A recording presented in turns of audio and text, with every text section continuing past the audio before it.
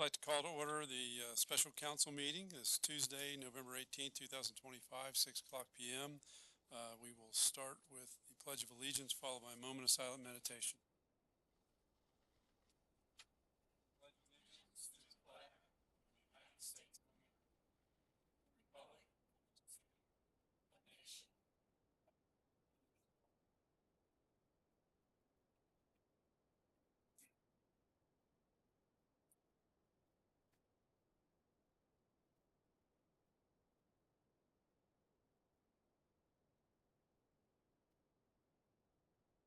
Okay, next is roll call.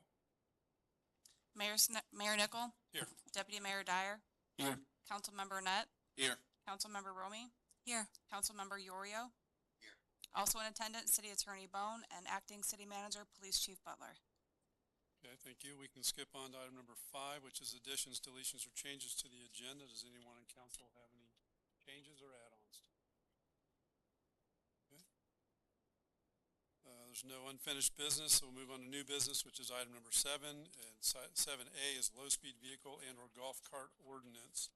I'll turn it over to Chief Butler to give a brief intro and then turn it over to our city attorney.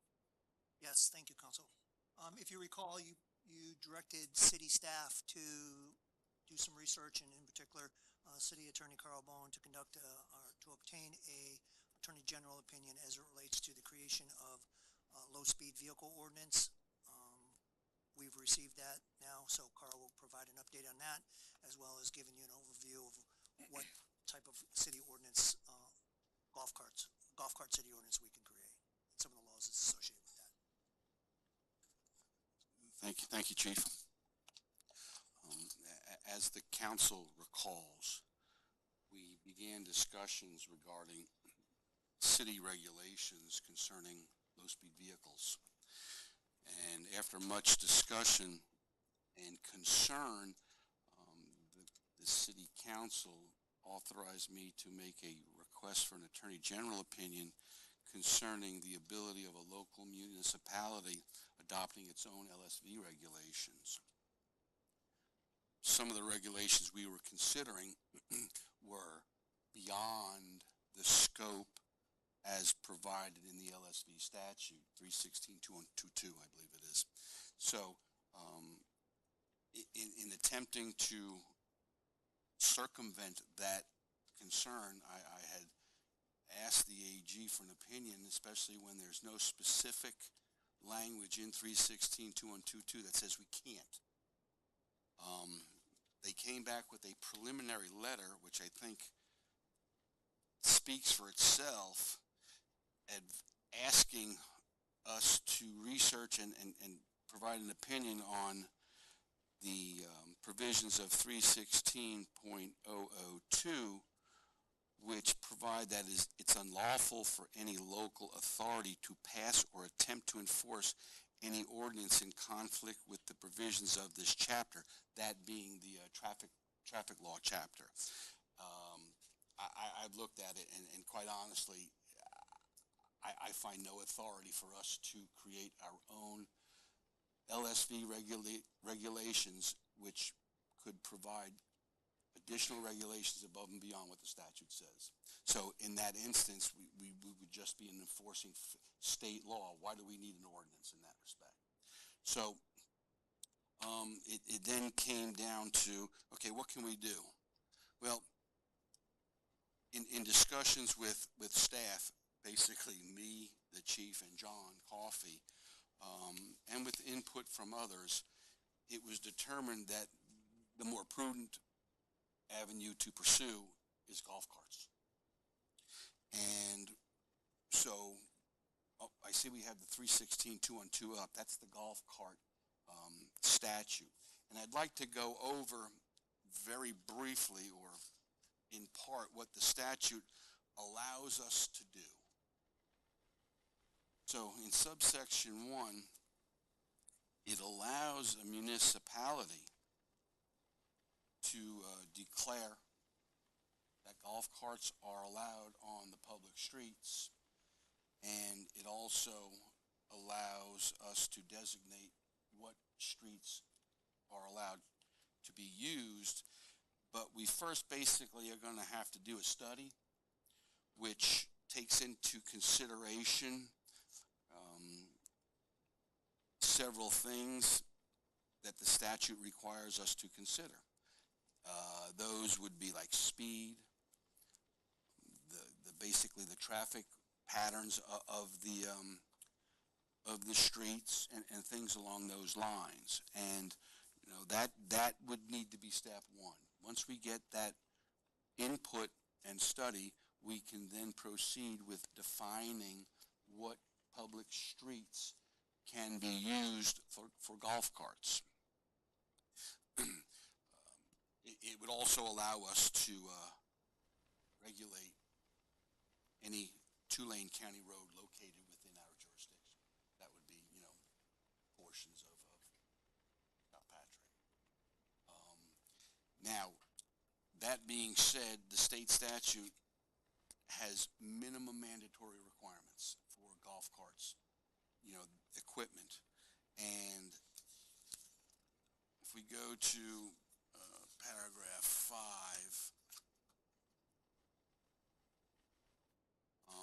there are some operational requirements. First of all, state law says that you can only operate during the hours between sunrise and sunset unless we determine that through that study that roads can be utilized by golf carts between sunset and sunrise, and if that golf cart is equipped with headlights, brake lights, turn signals, and a windshield. Next, you know, all golf carts, regardless of hours of operation, have to be equipped with efficient brakes, reliable steering apparatus, safe tires, a rear view mirror, and red reflectorized warning devices on the front and back. Golf carts may only be operated on public roads by a person who is over the age of 18, and if you're under the age of 18, you must possess a valid learner's driver's license or valid driver's license. If you're under the age of 18, and I don't understand this one, it says you have to possess a valid form of governmental issued photographic identification. Well, if you got to be a licensed driver, don't you have to have, doesn't that count? I don't know. I don't understand what that extra step is, but, you know, we'll figure that out. Who is 18 years of age or older. You are correct. You don't have to be a licensed driver if you're older, but you have to have a valid governmental ID. Apologize. Now, an ordinance that we enact can have more restrictive operational and equipment requirements. And without going into too much detail, and that's under 8A, by the way, such an ordinance would only apply to unlicensed drivers. So, if you're an unlicensed driver, you can be the state law allows us to require additional safety and operational requirements. And by the way, and I'll go through it a little bit later, there's an AG opinion that says anyone who has a suspended or revoked license is considered an unlicensed driver. So that would apply to that person. Now there's a section concerning operation on sidewalks, and the chief was telling me that we probably have a very limited amount or no sidewalks in this city that would qualify, except the new one. Right, and it has to be 8 feet wide. I mean, that's the minimum requirement. And if it's under 8 feet, you cannot operate a golf cart on it. But we don't have to allow it though either. We do not have to allow it at all. That is correct. And then if we do, you know, it's more or less part of that study that will happen. We do allow it on sidewalks. We do have the ability to require additional safety equipment. And they give an example, including horns and other warning devices. We're going to have to post signs if we approve this. So, that's what the statute allows us to do. Now, here's what the statute doesn't allow us to do according to the Attorney General. Attorney General Opinion 2002-11, which we all don't have. Sorry. But the question asked by the Cedar Key City Attorney, may the City of Cedar Key impose a minimum age requirement for the operation of golf carts more restrictive than allowed by Section 316-212? No, can't do that. May the city require the operator of a golf cart to have a valid Florida driver's license? No, you don't have to have a valid Florida driver's license if you're over age 18. Under 18, you would, or a learner's permit. So that's one thing we cannot do. 2003-58, which is referenced in the letter from the Attorney General. My point here is I'm going to tell you again what the Attorney General said in that opinion you cannot do. May the City of Cedar Key require that all golf carts operated on public roads within the jurisdiction undergo annual registration and safety inspections? No, not mandatory. It says you can voluntarily do it, but it's not mandatory. May we impose additional safety requirements other than that under the statute, such as rear stoplights meeting the minimum standards of Section 316-2341, and it said, and safety belts? No. Again, though, if we do want to do that, we can probably do it for unlicensed drivers, but not generically for licensed drivers. So anyone who has those additional safety requirements that we're allowed to impose under the law for unlicensed drivers do not apply to licensed drivers. So that's the importance of that for this purposes. Now, 2004-60 AG opinion is the operation of a golf cart in the public streets. Can we require child restraint requirements and again safety belt requirements? No. Again, that's pretty much applying to licensed drivers, unlicensed drivers, maybe, possibly. 2016-07, which I think is the last time the AG discussed golf carts. Again, there was this confusion about what does the part concerning unlicensed driver mean, and the AG basically said it's self-evident what that means. Additional safety requirements can be imposed upon unlicensed drivers. Then may a municipality adopt an ordinance prohibiting the operation of golf carts on public streets by persons who do not have a valid driver's license? Again, the answer is no, except if you're under the age of 18, you have to have a valid driver's license. Lastly, and this is the suspended license, is a person who has a suspended or revoked license considered an unlicensed driver? And they said yes. So those are the things we cannot do. I think that if we go down this path of golf cart regulations, we should consider, the study, okay? And the chief will talk about that in a second. Again, we can impose additional restrictions on unlicensed drivers if we chose to do so. And, other than that, we're pretty much restricted again under that statute as to what we can do, which is a little bit broader than the LSV statute, which says we can't do nothing, pretty much. At least in my opinion and what I believe the AG will say. So that's the background information on golf carts. And, like it or not, we're obligated to abide by state statute. Chief, go ahead on your study. Yes, just a couple other things for consideration. So we were able to get a hold of LTG. They're the ones that did our study on Bay Drive, and got a quote of what it would cost us for them to do an evaluation of our community as it relates to our roadways. And it would cost $19,500. And for that, what they would do is they would do an evaluation of our roads, determine what roads were safe for operation of golf carts, which roads were not. They would provide any other considerations. They would provide a map if needed. They would also provide a report and then be available if you guys have any questions. So for $19,500, that's what they would provide. It would take 4 to 5 weeks, which could be done in conjunction with, you know, whatever direction you provide us to go, proceed forward for city ordinance or other research. One other consideration, we met with Satellite Beach. Brittany is here from city manager from Satellite Beach, as well as the chief and their deputy chief, and they're going to be potentially changing their city ordinance to kind of meet some of these attorney general opinions. They would be inclined to have a very similar ordinance to us, so there would be some reciprocalities between the two cities. I would say that we would be inclined to do the same thing. It just makes life easier for both communities, if you would, because we're very transient. We go back and forth between the two communities. So that would just be another consideration. And then we're just looking for direction on how you would like us to proceed. Okay. All right.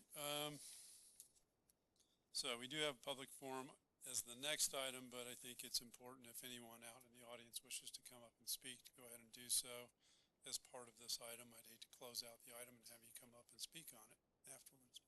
So if there's anyone out there that wishes to come up and speak, please do so. Come up, state your name and address, and you'll have 3 minutes. Being no takers, we'll bring this back to council. We'll start off with Deputy Mayor Dyer. I almost said Girton. That's all right. It takes a while. Man, Thank you, sir. So I had a couple questions. So how much was the study that was done on Bay Drive, the traffic study? Typically, how much was that? Yes, I believe it was in the neighborhood, I don't have the exact number, but around 16,000. Okay, so it's pretty comparable. All right. And also, the surrounding cities are leaning more towards going to a golf cart ordinance. Is that the impression you said? Okay.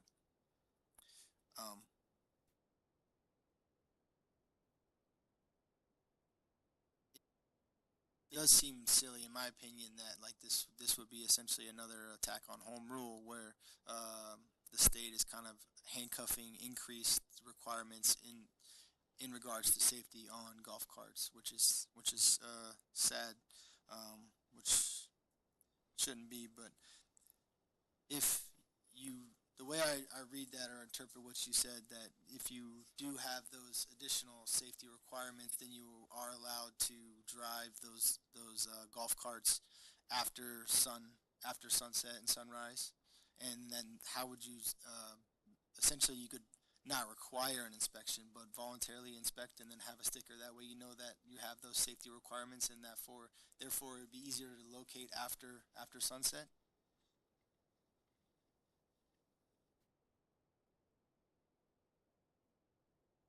Did suggest that voluntary inspections is permissible.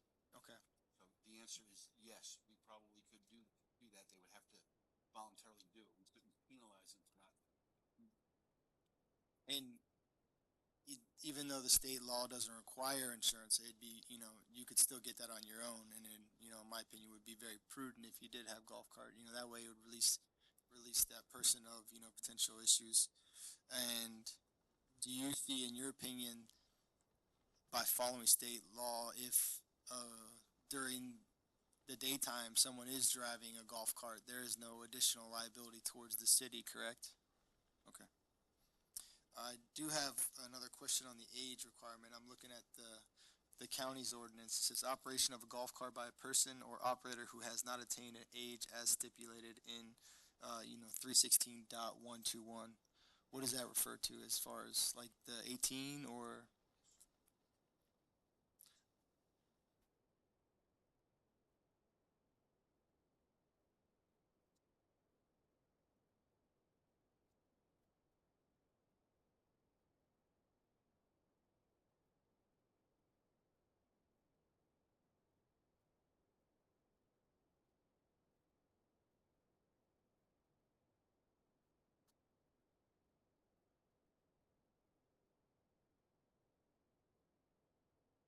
So essentially, it would have to, per that, your interpretation of the state law, you'd have to have a learner's permit in order to drive the golf cart under the golf cart ordinance, correct? Under the age. Okay.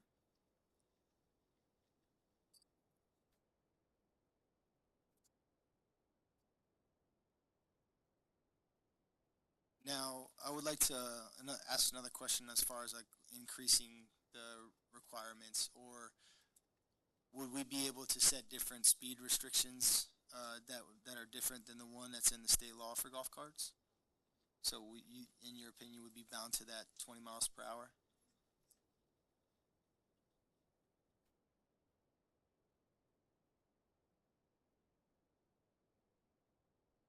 So a golf cart can go whatever speed on the road as long. 20. That's what I thought. Okay, that's what I was doing. 20 miles an hour. That's what. Yeah, 20.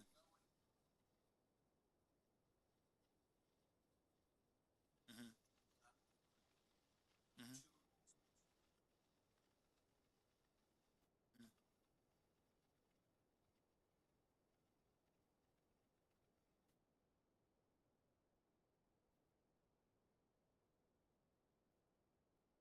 So there sounds like there is some wiggle room, and it does.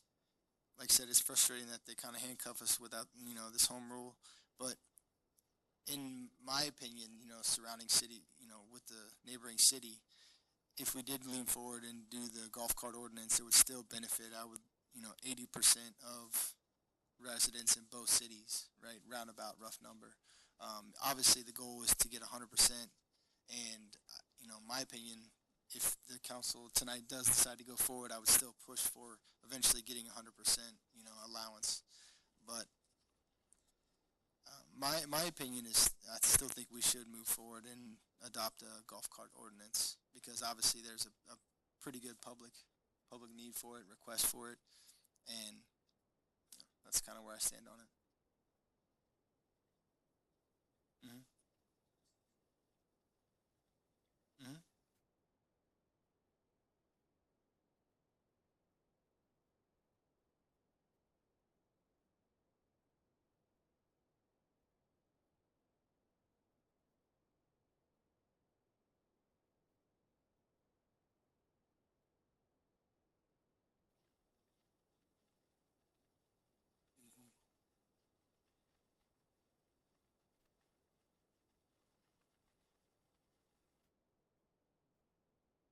Which makes sense. You got to think.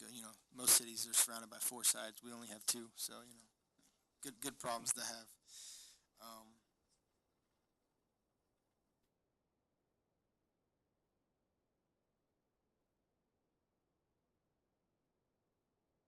and last question, and I was on the sidewalks.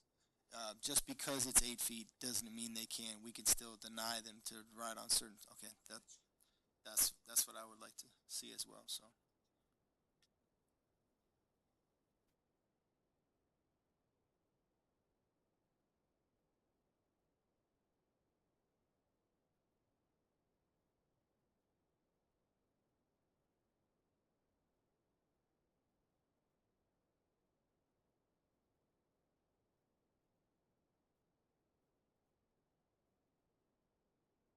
And and they would grant those probably with with adequate studies, like, which we would have to get and stuff like that, and then we would petition that with the state, right?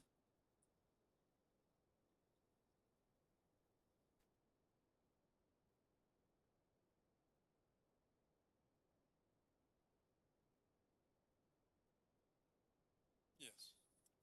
Yep.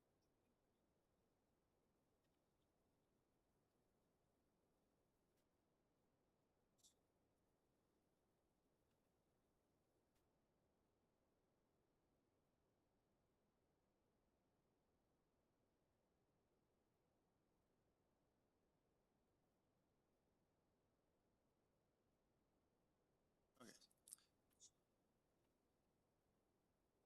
Yeah, and Yeah. keep in mind with that, the crossing would have to be where there is a public roadway straight across from it. Can't be down a little bit. So, for instance, a good example of it would be at Bicentennial Beach Park. Mhm. You wouldn't be able to do Because that. of it, yeah, Because the it's got a jobs, little, yep. just a little bit of a jog, but you would not be able to ride along or beyond A1A, traveling with traffic. Right, not legally, on the sidewalk. But it still would be possible with the proper approval.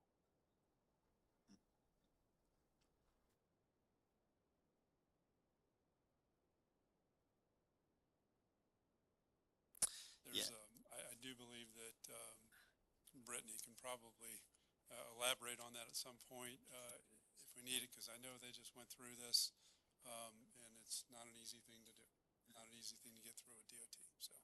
I'm just paraphrasing, just what I've kind of read, and, yeah, if you want to come up and speak on that item, that'd be great.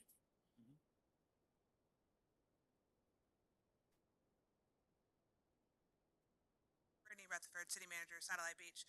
I kind of took this on in the middle, moving into the City Manager position, but the previous City Manager had worked with FDOT to try to get the opportunities to access across the street from over A1A into the beaches. We had the intersections that they approved at the time, and then they went back and looked at them because there were some additional emails that were sent to FDOT saying that there were safety features and aspects of it. So then they required us to do a golf cart study. Ours was $40,000, and then they determined and deemed from FDOT to say that they weren't going to allow them. So we've gotten that information, and we've been discussing that with our council, and therefore we're going to be making our changes to our golf cart, our LSV ordinance to a golf cart ordinance based upon all this information that we've been receiving. Okay, thank you. So, I guess I'll just sum it up real quick. There are other cities in the county that have golf cart ordinances, and then a golf cart ordinance doesn't open up the city to any additional liability. In my opinion, I would like to move forward with the golf cart ordinance. Okay, Councilman Romy. I think Adam covered a lot of it, but I did want to ask Carl, I'm a little confused. So can we have a decal like issued through the town just? Oh, so we can't require it. Okay. I guess also, Chief, I'm just asking, I mean, this goes back to the question of enforcement. So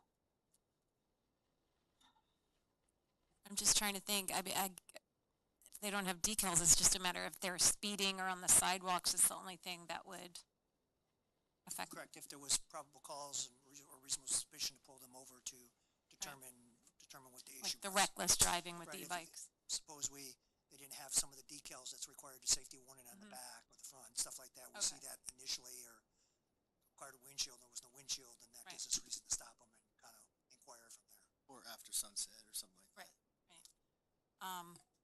I mean, I'm at Ocean Breeze a lot, I'm at the fields a lot, and I do feel like all the parents, they're not looking to drive the golf carts everywhere, but they want to be able to get their kids at school, they want to be able to go to the field, so it seems like a no-brainer to go from the LSVs to now do something with golf carts and just to streamline it and hopefully keep it easy.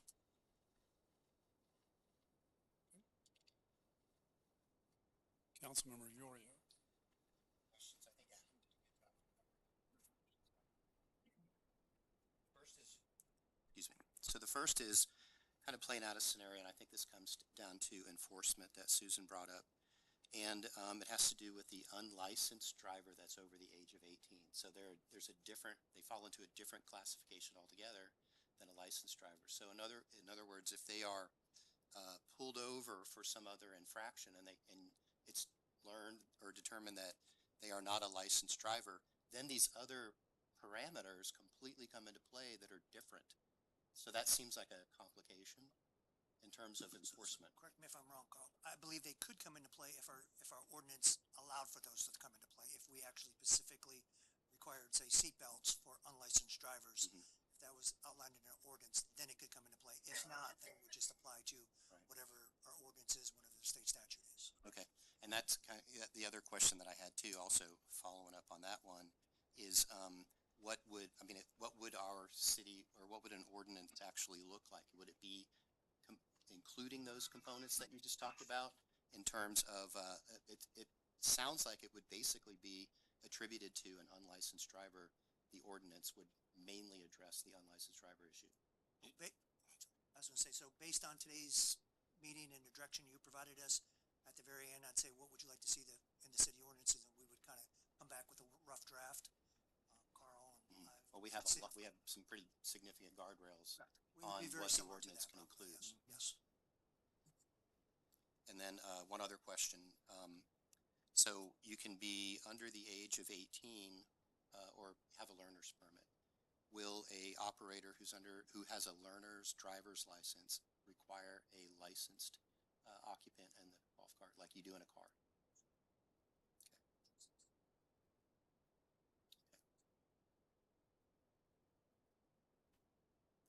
Those are all the questions I have. Okay. All right, Councilmember Nutt.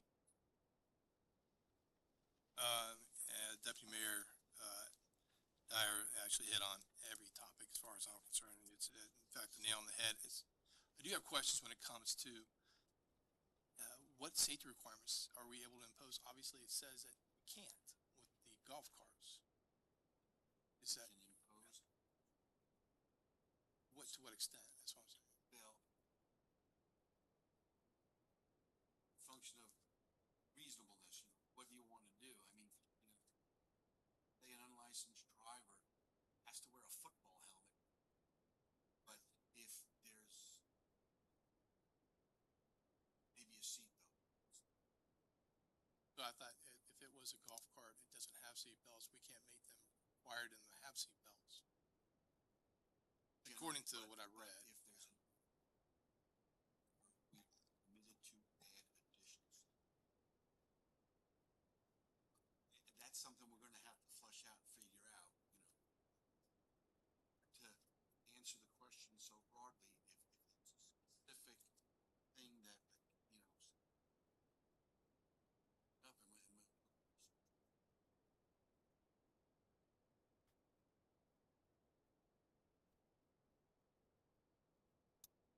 The original purpose of this was to was to help our residents have to not go all the way to land in order to register their vehicles for LSVs. That was the original purpose for that.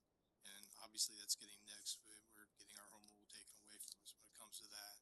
So I did have, I know that we have some information. And Chief Hodges, can you educate me a little bit about what we talked about when it came to the semantics of verbiage crossing state roads?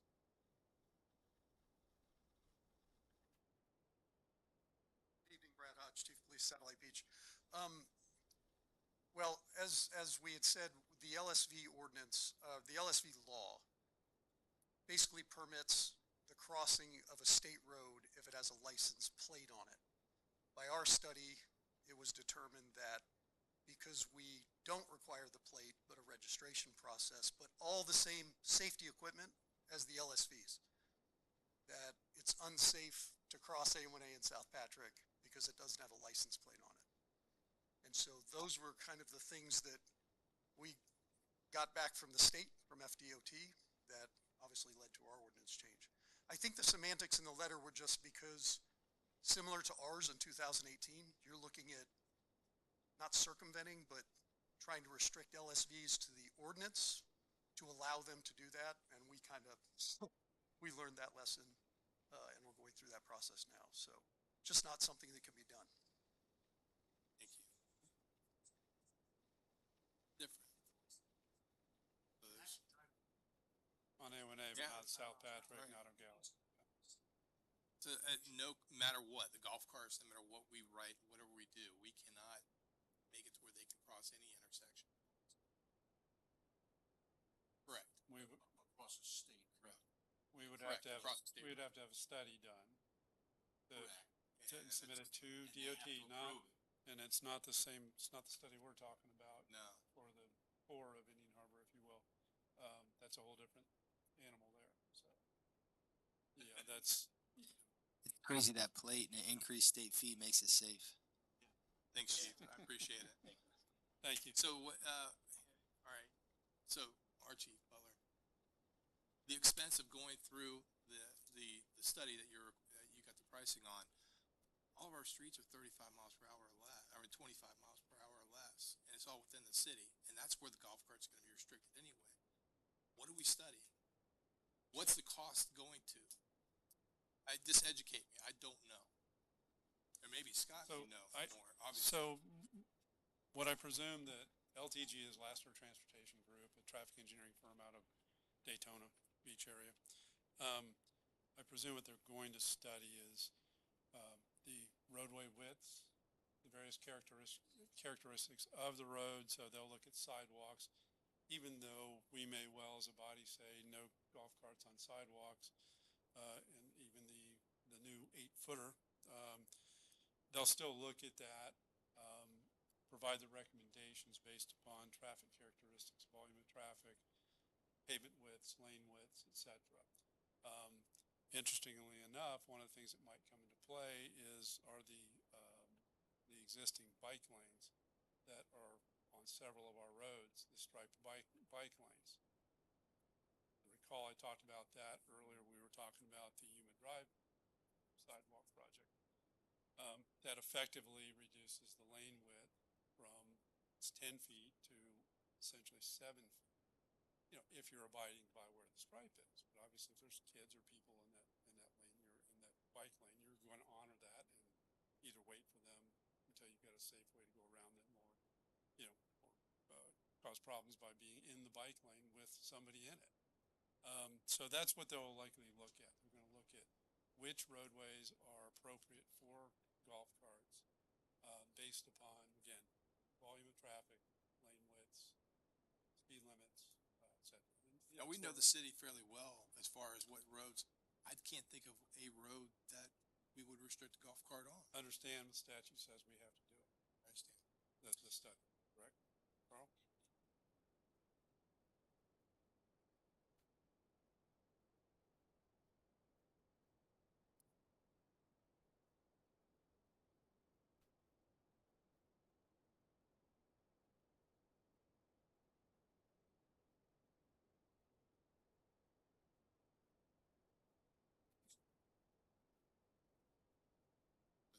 So I have a question about the traffic study, and maybe Mayor, you might be able to elaborate on this. Would this, sounds like this traffic study would encompass the entire city. Would this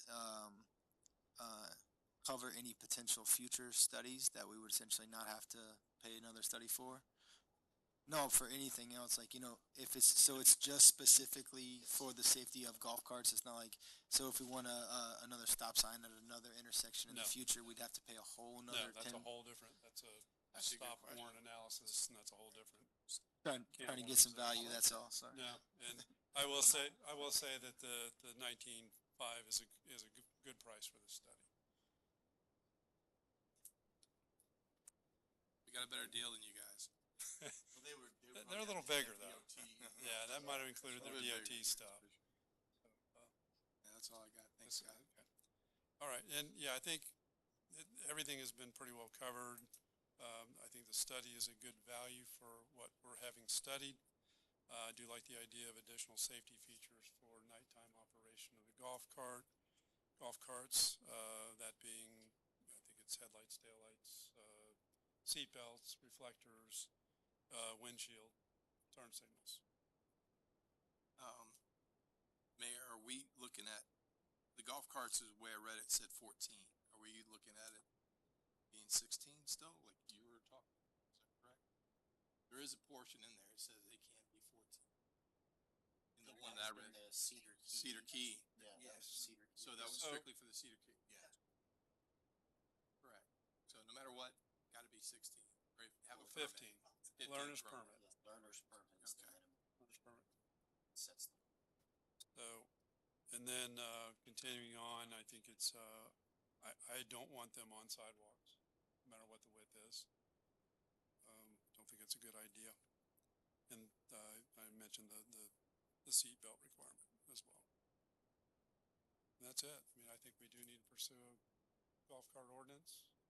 I don't know if this is a consensus item. Carl?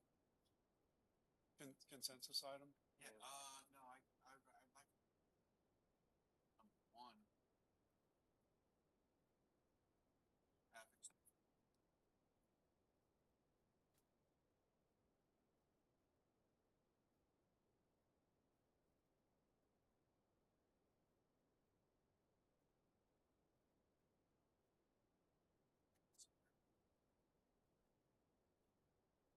can we go ahead and direct staff to commence with that process, run them, parallel to one another? Because the study's just really gonna give us a list of roads that they're appropriate on, or it may say citywide, I don't know. Start that order.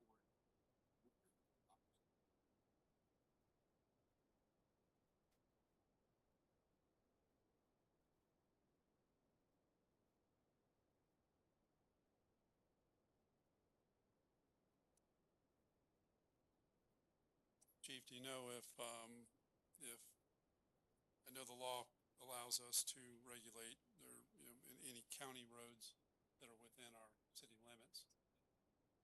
Correct. And, Banana River Drive from South Patrick Drive to Mathers Bridge is a county road. So I just want to make sure that'll be included in that study.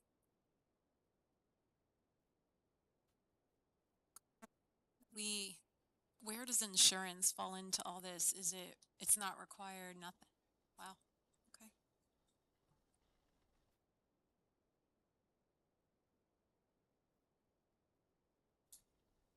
Could a requirement for insurance then be part of the ordinance for nighttime operation, if we're already putting some other rules on that?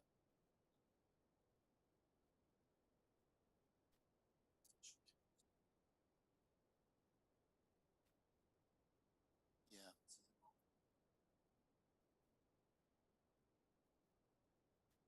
If it has those.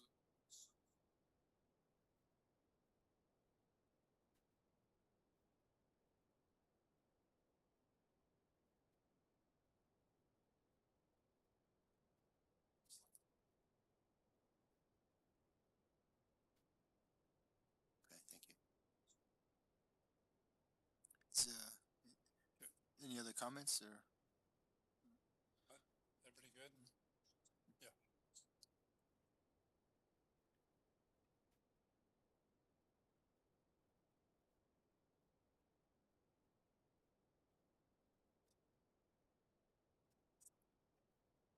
So, yeah, like, I know it's always important to mention that just, this is more so just for direction, and then obviously we'll come up with the finer points, and, I think, even though, Carl, you, correct me if I'm wrong, you can still look into, like, maybe that insurance at night could be some of that additional requirements, potentially, we could look into that.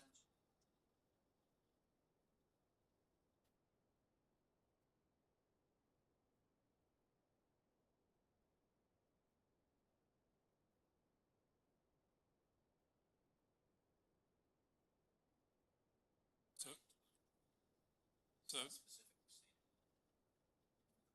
for the nighttime, does it talk about, seatbelts or not? Okay, so really, if there's a motion, it would be to, pursue it per the, state statute plus the requirement for seatbelts for unlicensed drivers. Yes. That's, because it contains all the other safety equipment otherwise in the statute.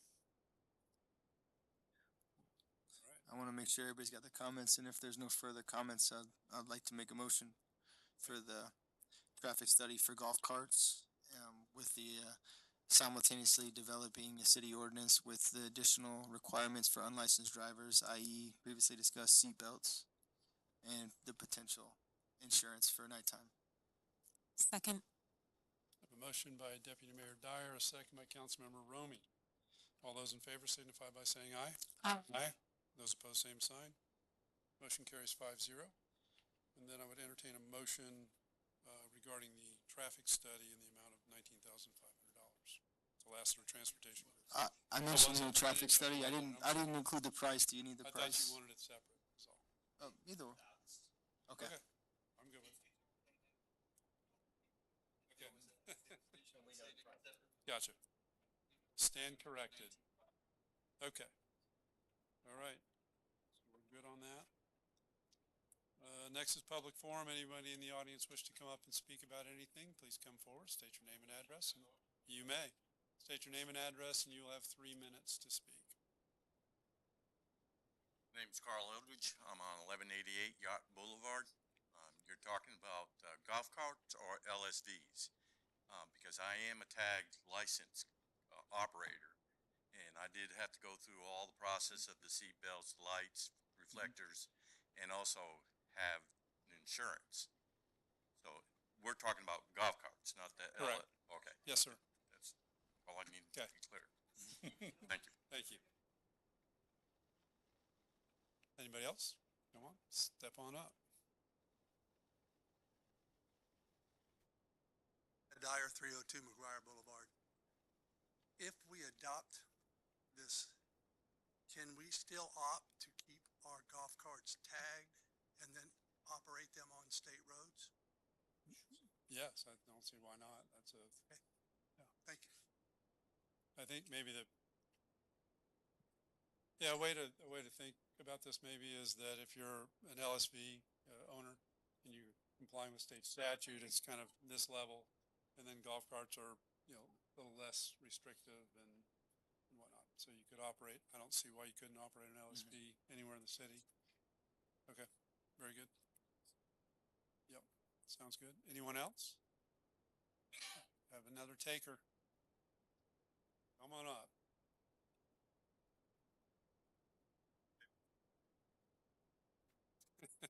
I'm not too concerned about, I see what you're doing with the golf carts, okay with that. My real concern that we're seeing now are the e-motorcycles. They're really fast. Kids aren't very cooperative. Going down the sidewalk, my wife walks about 7 to 9 miles a day. You quit walking A1A because the kids fly down there. No warning, no nothing.